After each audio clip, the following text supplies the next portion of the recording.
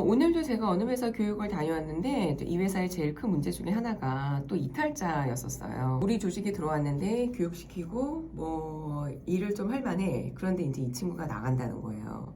야, 어떻게 하면은 직원들이 나가지 않게 만들 수 있을까? 이게 제일 큰 고민인 거예요. 오늘은 좀 다른 측면에서 얘기를 좀 해드리고 싶은데, 이직이라고 하는 게 이렇게 유행이 된 여러 가지 이유 중에 하나는, 그러니까 이직을 활성화시키는 사업들이 만들어진 것일 수도 있다는 거예요. 헤드헌터라고 하는 어떤 직업이 제가 막 사회생활을 시작하던 20여 년 전에 아마 대한민국에 들어온 것 같아요. 제가 이력서를 주고 저도 실제 제일 첫 번째 회사를 헤드헌터 회사를 통해서 제가 이렇게 들어오게 됐는데, 그 전까지는 우리나라는 약간 용역? 뭐 이제 뭐 이런 말이었다가 갑자기 헤드헌터, 그러니까 헤드헌터 말 그대로 좀 어떤 고급의 포지션, 제가 그랬다는 말이 아니라 고급의 포지션에 있는 사람들을 이동을 하도록 만드는 거예요. 근데 그럴 때 이 헤드헌터의 가장 중요한 것 중에 하나는 뭐냐면, 높은 포지션에 있는 사람일수록 본인의 그게 수입인 거예요. 그래서 예를 들어서 뭐 연봉의 20%, 30% 이런 식으로 회사로부터 받습니다. 그럼 회사는 헤드헌팅 회사를 왜 활용을 할까요? 사람들을 걸르니까 너무 힘드는 거예요. 그래서 예를 들어 우리가 이런 포지션이 있어요. 우리가 찾으려고 하니까, 또는 우리가 공고를 내려고 하니까 너무나 많은 사람들이 원서를 우리한테 보내는 거야. 그러면 우리가 이거를 걸러내는 것만도 너무나 인력의 낭비니까 그거를 너희들이 좀 걸러줘. 이러한 맥락도 있지만, 아니면 비밀리에 하고 싶을 때도 있는 거죠. 또 하이 퀄리파이드 된 사람들 같은 경우는 헤드헌터의 재산일 때도 있어요. 그러면 잘 알고 있다가 저쪽에 어떤 자리가 났어. 그럼 비밀리에 내가 딱 이렇게, 또는 전화가 오기도 합니다. 저희요, 어느 회사에 계신 분이시죠? 다른 곳에 자리가 있는데 한번 옮겨보시겠어요? 이직을 활성화하도록 만드는 거죠. 그게 본인들의 수입인 거예요. 그리고 또 하나, 그 플랫폼. 우리가 그 취업을 하려면 구인 구직 플랫폼을 활용을 하잖아요. 근데 그 안에서 이직이 활발하게 일어나야, 이직을 원하는 사람들이 여기 접속을 해야 광고비도 받을 수 있고 이게 사업적으로 돈이 되는 거예요. 그래서 어떤 분은, 이거 제가 얘기한 건 아니고 어떤 분이 이렇게 얘기를 했더라고요. 사업적으로 그렇게 됐다. 헤드헌팅 또는 어떤 서치 펌들이 돈을 벌려면 이직을 많이 할 수 있도록 장려를 해야 된다 그래야 되나?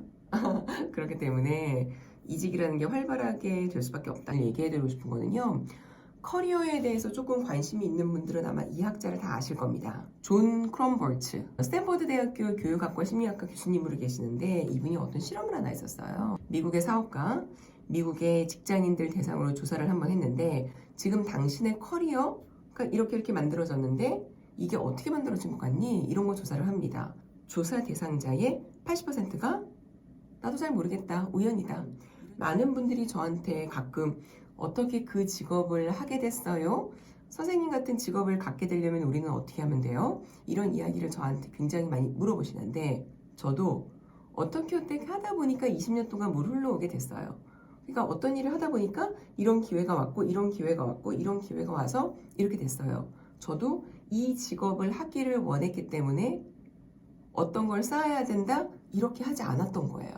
그래서 이 직업에 대한 어떤 목표가 있어. 그러면 얘를 하기 위해서 이런 자격증을 따고 이런 공부를 하고 이런 과정을 거치고 이거 있죠. 이거를 백캐스팅 사고라고 합니다. 거꾸로 이렇게 이제 온다라고 해서. 그러면 예를 들어서 우리가 진로 설계할 때도요, 그런 것들을 많이 해요.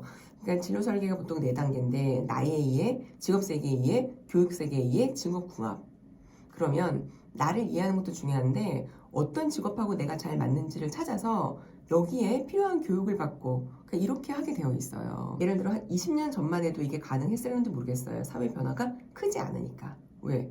예를 들어서 20년 전에 제가 이 직업을 갖겠다라고 생각을 못했던 이유는, 이 직업이 그때도 있었겠지만 지금처럼 활성화가 안 되어 있었을지도 몰라.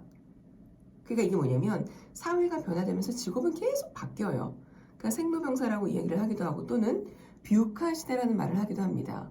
이렇게 다변화하는 시대에 우리가 10년 뒤, 20년 뒤에 어떤 직업을 할 거야. 그럼 그 직업을 위해서 내가 어떻게 쌓아가야 돼? 이게 안 된다는 거죠. 근데 가능한 건 있을 수도 있겠다. 변화가 좀 적은 직업.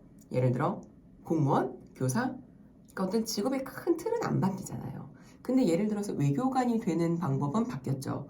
예전에 원래는 외무고시를 보고 외교관이 됐지만, 그러니까 그렇게 하는 것도 물론 나쁘지 않지만 좀 외교관이 될 만한 어떤 역량을 갖춘 사람들을 또 뽑으면 어떨까 해서 지금은 또 달라졌거든요. 그러니까 이런 식으로 직업의 그 생태계가 계속 변하는 거예요. 그렇다 보니 우리가 백캐스팅이라는 게 되지 않아요. 존 크럼벌츠 교수님은 뭐라고 이야기를 했냐면 계획된 우연 이론. 그런데 그 우연을 가만히 이제 앉아서 기다리는 게 아니라 그 우연들을 불러들이기 위한 습관을 만들라는 거죠. 그래서 결국에는 열심히 살아라 이렇게 되는 거예요. 그래서 예전에 피터 드러커도 그런 말을 했는데 미래를 예지하는 가장 확실한 방법은 당신이 미래를 만드는 일이다. 열심히 산다라는 게 굉장히 좀 손에 안 잡히니까 많은 분들이 뭘 해야 되는지 알려주세요 이렇게 이야기를 하지만 사실은 저희 지역 같은 경우에는 경로가 너무나 다양해요. 그런데 아까 제가 얘기했던 공무원 변화가 많지 않다라고 했지만 사실은 요즘에는 공무원을 채용하는 방법도 굉장히 다양해요. 그러니까 민간에 있다가 들어오는 분들도 있고 굉장히 다양하잖아요. 백캐스팅 사고를 가지고 역으로 계산을 하면 이게 커리어에는 잘 맞지가 않는다라는 거예요. 그러면 우리는 내 커리어를 만들기 위해서 어떻게 하면 될까? 저는 제가 계속 교육을 다니면서 많은 분들께 말씀을 드리는데 어떤 직업을 갖겠다, 어떤 길로 가겠다라고 예상은 해놓을 수 있지만 그게 딱 맞아 떨어지지 않아요. 그러니까 세상 변화에 대해서 기민하게 반응하는 사람들, 그리고 학습에 민첩성이 있는 사람들, 이런 사람들이 오히려 더 직업을 만들어 나가는데, 커리어를 만들어 나가는데 훨씬 더 좋은 습관이라고 생각을 합니다. 그러니까 이 민첩성이나 기민함이라고 하는 거를 습관이라고 얘기할 수 있는지는 모르겠지만 그냥 내가 지금 현재 최선을 다해서 사는 것, 그냥 공부하는 것, 가만히 앉아서 걱정하는 것보다 그리고 뜬구름을 잡으려고 뭔가 이렇게 허무맹랑한 계획을 잡는 것보다 차라리 지금 눈에 보이는 책 한 권을 집어다가 읽는 게 더 좋은 방법이라는 거죠. 저는 주변에서 많은 사람들을 보는데 이직이라고 하는 거를 이직을 하기 위해서 내가 지금 무언가를 준비를 해야 된다 이렇게 생각을 하는 것보다는 지금 현재 직장에서 좋은 성과를 만들면 그게 이직하기에 아주 좋은 조건이 되고 업무 습관이 되는 거라고 생각을 합니다.